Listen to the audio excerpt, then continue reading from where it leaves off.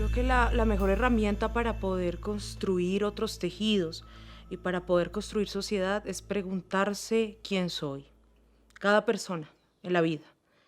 Y a partir de ahí nosotros tenemos un lugar de enunciación y este lugar de enunciación nos ayuda a entender que hay unas dinámicas de relaciones con el otro y con lo otro. Y esas relaciones son las que también interpelamos para mirar qué tan positivas, qué tan negativas, qué tan de paz, qué tan de guerra son. Entonces siento que la educación, siento que el arte se ha podido hacer esta pregunta en la contemporaneidad y es precisamente ¿para qué estamos? Los estudios artísticos y culturales, y creo que la mayoría de las tesis antropológicas dan una conclusión final casi siempre, y es retornar al ser, preguntarnos por qué estamos en este país, en este mundo y en este contexto. Y yo empecé a preguntarme cómo digería esto de la paz. Y entonces una vez tuve la posibilidad de estar en la biblioteca Luis Ángel Arango, y yo hablo mucho de este momento, porque yo entré a la biblioteca Luis Ángel Arango y empecé a ver columnas de nombres. Y empecé a leer los nombres. Y cuando yo leía los nombres, dije, ¿de qué es esto? Masacre de Trujillo. Y entonces también veía la razón de la muerte. Y algunos morían de pena moral. Y yo decía, ¿cómo muere la gente de pena moral en un país como el nuestro? O sea, ¿qué es morirse de pena moral? Y ahí nace una de nuestras primeras creaciones colectivas que se llama Entretejidos. Porque empezamos a indagar en la Universidad Nacional y empezamos a tener estos contactos con el Cauca y con la montaña y con los campesinos y también con el desplazamiento que hubo de los campesinos aquí en Funza. Y, y nos empezamos a preguntar el por qué, el cómo nos relacionamos con el otro.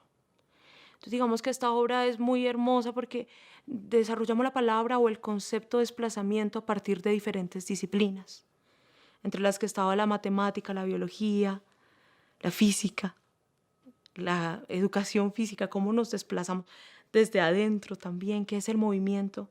Y construimos esta obra que circuló por varios espacios y que era muy interesante, ¿sabes? Porque nosotros empezamos a lanzarle pelotas de papel a la gente, haciendo la guerra con las metralletas de fondo, hablando un poco del desplazamiento de los actores y de las actrices que estaban, de dos en específico que estaban allí nombrados, porque éramos niños, era una escuela.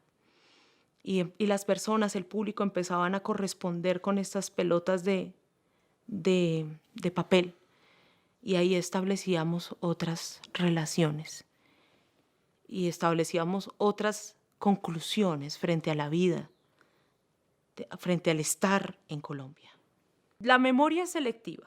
Hace algún tiempo nosotros teníamos una discusión en la universidad muy interesante. Incluso las víctimas no hablan de todo, porque la memoria de todos nosotros es selectiva.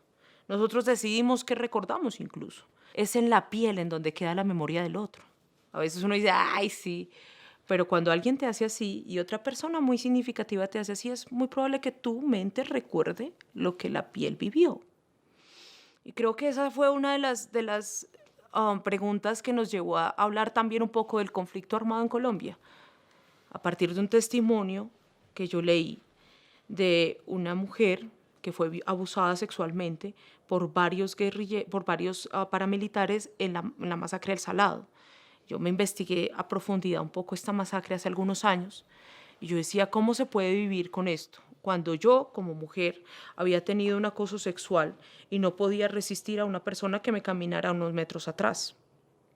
Entonces, era la memoria la que estaba allí.